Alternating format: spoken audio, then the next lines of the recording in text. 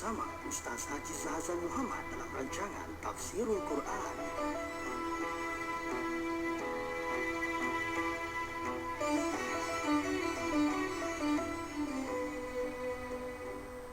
Assalamualaikum warahmatullahi wabarakatuh. Innal hamdalillah nahmaduhu wa nasta'inuhu wa nastaghfiruh wa na'udzu billahi min shururi anfusina wa min sayyiati a'malina. May yahdihillahu fala mudilla lahu wa may yudlil fala hadiya lahu. Wa ashhadu an la ilaha illallah wahdahu la syarika lahu wa ashhadu anna Muhammadan 'abduhu wa rasuluh.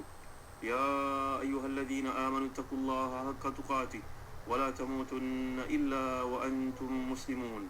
يا أيها الناس اتقوا ربكم الذي خلقكم من نفس واحدة وخلق منها زوجها وبث منهما رجالا كثيرا ونساء واتقوا الله الذي تساءلون به والأرحام إن الله كان عليكم رقيبا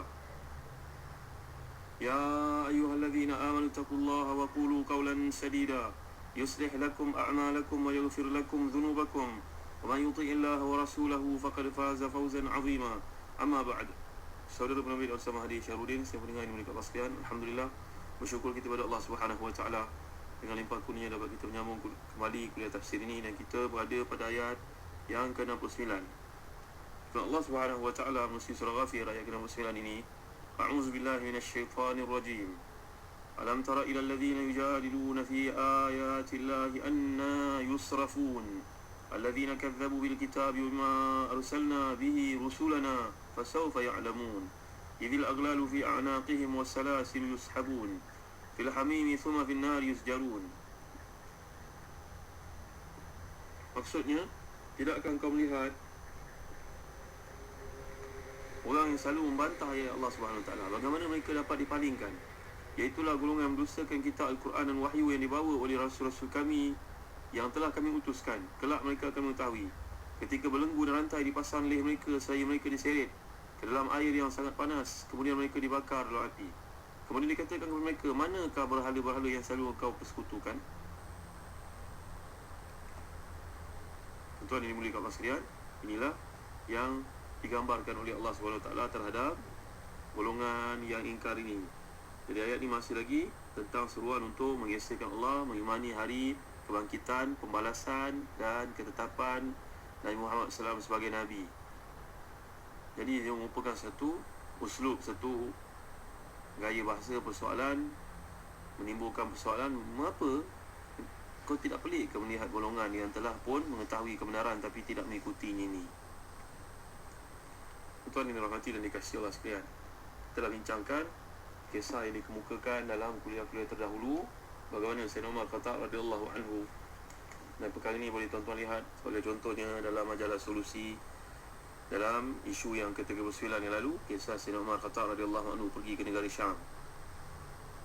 Sayyidina Umar pergi ke negara Syam, Palestin ni 3 kali. Salah satu kunjungan ini, baginda telah melalui biara seorang Yahudi. Sayyidina Umar manggil ni, waktu itu Islam ni kuat, jadi pemimpin orang Islam ni sangatlah terhormat, terpandang. Dia panggil rahib ini keluar, rahib ini pun keluar, mendapatinya, melihatnya dari tingkap biara tersebut. Sayyidina Umar melihat wajah rahib, tiba-tiba Sayyidina Umar menangis. Para sahabat tanya, wahai Amirul Mukminin, mengapa tuan menangis? Sayyidina Umar menjawab, aku teringat kepada ayat Allah Subhanahu Wa Taala dalam surah Al-Ghashiyah, aminatun nasibah tasla naran hamiyah. Pada hari itu wajah menjadi tunduk hina, bekerja kuat di dunia dahulu dengan kepayahan, tetapi menjadi bahan bakaran api neraka di akhirat kelak. Buat kerja sia-sia, tuan-tuan yang mulia Allah sekalian. Kerja-kerja yang tidak pernah disuruh oleh Nabi-Nabi yang diutuskan kepada datuk nenek moyang mereka. Tak pernah pun suruh hidup rahbaniyah seperti itu. Tidak boleh berkahwin, tidak boleh makan daging, tidak boleh keluar, kena pakai pakaian yang seperti itu, seperti warna kering, setengah pemimpin agama-agama lain, kan? Riwayat ni ada disebut oleh Imam Al-Hakim dan Mustadrak daripada Abu Imran Al-Jawni. Tuan-tuan yang dimiliki sekalian, dia mengandungi pelajaran yang sangat sahih untuk kita fikirkan sama. Jadi Sayyidina Umar menangis kerana kasihan. Sayyidina Umar hiba melihat orang yang tekun beramal tapi amalannya dalam kesesatan, tidak akan menyelamatkannya dari menjadi bahan bakaran api neraka. Jadi tuan-tuan yang dimuliakan Allah sekalian, mereka ni golongan kafir yang selama hidup di dunia tidak pernah berusaha untuk mengenal Allah SWT. Segala aktiviti yang mereka lakukan berorientasikan keuntungan dunia dan juga maruah diri semata-mata, walaupun tahu dia membawa pengikut-pengikut penganut-penganut agama tersebut dalam kesesatan, tapi kerana balasan dunia dan kesombongan diri menyebabkan dia kekal dalam kesesatan tersebut.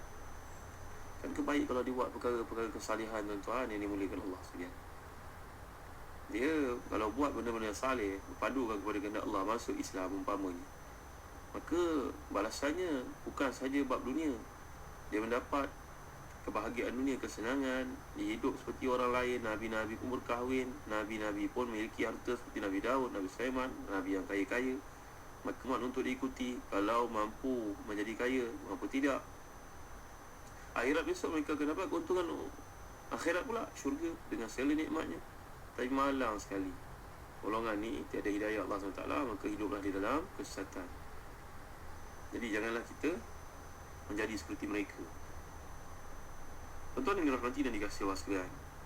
Jadi dalam ayat yang Allah SWT kemukakan di sini supaya umat Islam faham, allazina yujadiluna ni maksudnya golongan yang memperdebatkan, walaupun dia tahu kebenaran tapi dia sengaja mencari-cari bukti untuk mengatakan bahawa Islam tidak benar.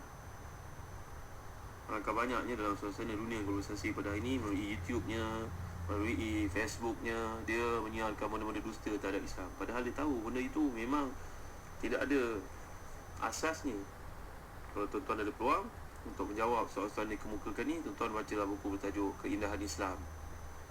Buku Keindahan Islam ni ada diterangkan isi kandungnya oleh penulis sendiri dalam Facebook Ustaz Zahazan Muhammad. Tuan-tuan boleh kaji dan lihat apakah aspek yang tuan-tuan boleh bantu untuk berdakwah, khususnya kepada orang Islam yang lemah iman, yang mudah terpengaruh dengan dakwah-dakwah palsu musuh-musuh Islam itu. Mengapa orang perempuan tidak boleh jadi imam? Mengapa orang lelaki mendapat faraid lebih daripada orang perempuan?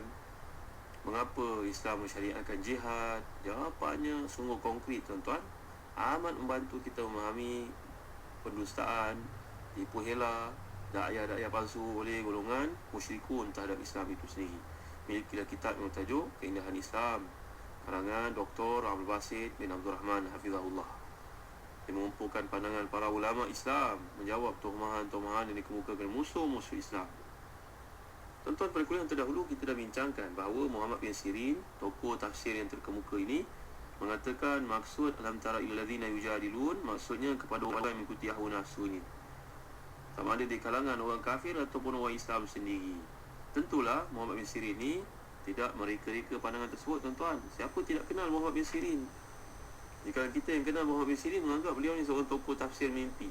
Tidak, tuan-tuan, dia bukan seorang tokoh tafsir mimpi saja. Tuan-tuan tahu tak latar belakangnya? Dia berada di level selepas para sahabat, maknanya tabi'i. Siapakah gurunya, tuan-tuan? Guru-gurunya antaranya adalah Abdullah bin Abbas, antaranya Abdullah bin Umar, antaranya Abdullah bin Az-Zubair, antaranya Abu Hurairah, antaranya isteri-isteri Nabi SAW yang masih hidup. Muhammad bin Sirin, tuan-tuan, sebenarnya merupakan anak kepada seorang hamba milik Anas bin Malik radhiyallahu anhu. Jadi bapa kepada Muhammad bin Sirin ni, namanya Sirin, adalah hamba kepada Anas bin Malik. Anas bin Malik adalah seorang tokoh hartawan, tokoh ahli perniagaan yang terkemuka di Madinah berkat doa Nabi SAW untuk beliau. Doa ni seringkali saya ajarkan kepada tuan-tuan. Itulah doa, Allahumma akthir mali wa waladi wa wasi'li fi dari wa barik li fima ataitani wa atil hayati ala ta'atika wa ahsin amali wa ghfirli. Hafallah doa ni, tuan-tuan, ini satu kebaikan. Ya Allah, perbanyakkanlah anakku dan hartaku, luaskan rumahku, berkatilah aku pada semua kurniaanmu kepadaku, panjangkan umurku dalam ketaatan kepadamu, perbaikikanlah amalanku, dan ampunkanlah untukku. Masya Allah, 7 kebaikan diimpunkan doa tersebut, tuan-tuan. Sekiranya tuan-tuan minat, sebahagian daripada doa ni ada dicatatkan dalam buku satu-satu doa daripada hadis-hadis sahih yang saya kumpulkan untuk tuan-tuan yang mengikuti kuliah tafsir ini. Sekiranya tuan-tuan melihat doa yang sempurna ada dalam Facebook Ustaz Zahazan Muhammad. Doa ni doa Nabi untuk Anas bin Malik. Akhirnya Anas bin Malik memiliki kebun kurma yang paling banyak di Madinah. Dah tu kebun kurmanya pula buahnya besar daripada kurma-kurma orang-orang lain. Dan buah kurmanya, penjelasan dan ta'liq oleh Imam Bukhari dalam Al-Adabul Mufrad, bahawa kurmanya ditulis oleh Dr. Syekh Al-Fatah Buddha dalam bukunya Safaat. Kurmanya mengeluarkan bau yang harum tidak kurma yang lain. Kurma mana ada bau tuan-tuan, tapi kurma Anas bin Malik berkat doa Nabi ni menerbit bau yang harum. Saiznya lebih besar. Ketika berlaku kemarau menimpa kebun-kebun kurma di Madinah, kebun kurma Anas tidak terkesan sedikit pun. Ini dia Anas bin Malik yang menjadi majikan, bahkan sebaik-baik majikan, guru kepada Sirin. Dan akhirnya Anas bin Malik melihat Sirin seorang yang tinggi takwanya, dia telah bebaskan Sirin sebagai orang merdeka. Bila dia telah merdeka, dia fikir untuk berkahwin. Maka dia telah pun jatuh hati kepada Maula. Maula ni maknanya hamba saya kepada Abu Bakar As-Siddiq radhiyallahu anhu. Ya Allah, orang yang saleh dipilih orang salihah juga. Orang salihah tidak akan dikahwini melainkan oleh orang yang saleh. Nanti kita belajar perkara ini dalam ayat Allah SWT berkaitan dengan perkahwinan. At-tayyibat li-tayyibin, khabithat li-khabithin. Nanti kita belajar ayat ini tuan-tuan yang mulia Allah SWT. Jadi bila pemilihan ini berlaku, Abu Bakar As-Siddiq radhiyallahu anhu tahu ini merupakan bekas hamba kepada Anas. Anas Malik adalah sahabat Nabi yang saleh, maka hambanya tentulah saleh juga seperti tuannya. Dan Sirin pun memilih Safiyah, hamba kepada Abu Bakar As-Siddiq berdasarkan kepada imannya menjadi tuntutan utama dalam kriteria pemilihan. Maka tuan-tuan dimuliakan Allah sekalian, mereka pun dikahwinkan. Dan datang hadir dalam perkahwinan tuan-tuan bukan sembarangan orang tuan-tuan. Yang hadir dalam mendoakan perkahwinan ni adalah sahabat-sahabat Nabi dalam ridwanullahi alaihim ajma'in. Siapa yang mendoakan untuk mereka? Masya-Allah, Ubay bin Ka'ab radhiyallahu anhu. Siapa yang datang tengok? Masya-Allah, isteri-isteri Nabi sallallahu alaihi wasallam, sahabat-sahabat Nabi yang hebat-hebat, Abu Bakar As-Siddiq, Umar Faruq radhiyallahu anhu, Sayyidina Uthman, Sayyidina Ali. Ini semua masya-Allah. Apalah jenis perkahwinan yang sebegini dihadiri orang saleh tuan-tuan. Tak perlulah kita buat perkahwinan. Kalau setakat nak berbangga-bangga tuan-tuan, tidak ada doa daripada orang saleh. Lihat ini perkahwinan dihadiri oleh orang-orang yang hebat-hebat. Bayangkan doa mereka telah pun mencorakkan kehidupan dua orang mempelai ini. Lalu selepas perkahwinan ni, maka beberapa waktu kemudian isteri kepada Sirin ini telah pun mengandung dan lahirlah seorang anak lelaki yang dinamakan sebagai Muhammad. Ini kita sedang belajar rajulun min rijali tafsir, seorang daripada penyampai ilmu tafsir yang merupakan mata rantai ilmu tafsir itu sampai kepada kita. Generasi kedua selepas sahabat tuan-tuan. Jadi budak lelaki ini hidup pada zaman yang penuh ketakwaan, kewarakan menguasai suasana pada waktu itu. Dia lahir dekat Madinah. Tiap-tiap hari dia semayang di Masjid Rasulullah sallallahu alaihi wasallam, penuh dengan para sahabat. Zaid bin Sabit, Anas bin Malik, Imran bin Husain, Abdullah bin Umar, Abdullah bin Abbas. Ya Allah, bintang-bintang semuanya tuan-tuan yang bergemerlapan ilmu mereka. Maka anak ini daripada kecil telah pun ditunjukkan, diajar, dibawa oleh bapanya untuk hadir dalam kuliah-kuliah ini disampaikan oleh para sahabat. Masya Allah, hebat tak tuan-tuan?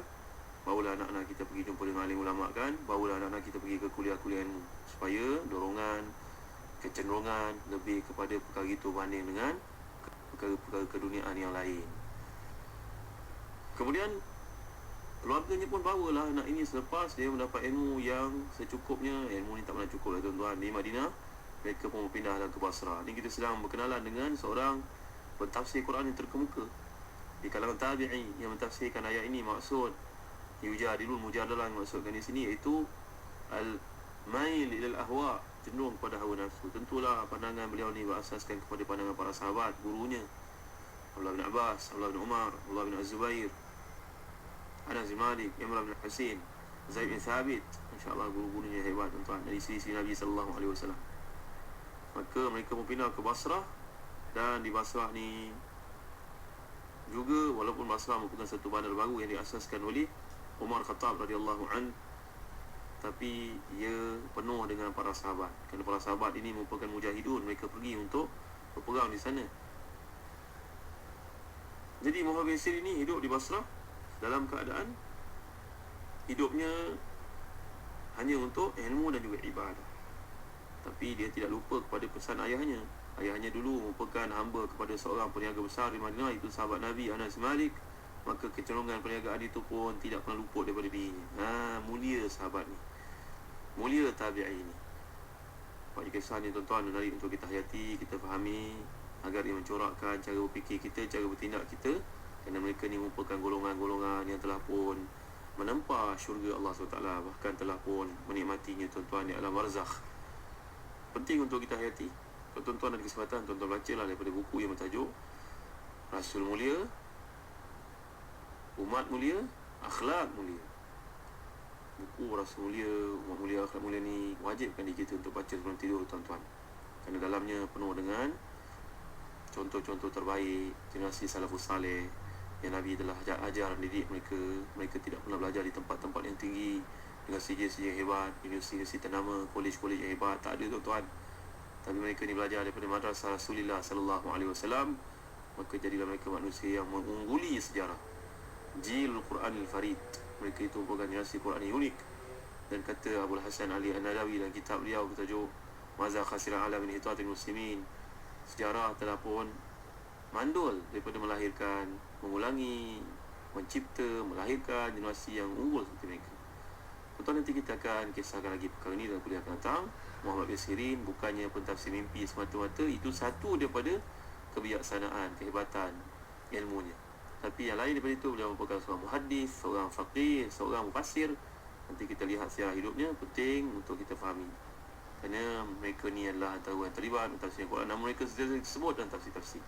Allahu a'lam, sallallahu ala sayyidina Muhammad wa ala alihi wa sahbihi wa baraka wa sallam. Walhamdulillahi rabbil alamin. Wa barakallahu fikum. Wassalamualaikum warahmatullahi wabarakatuh.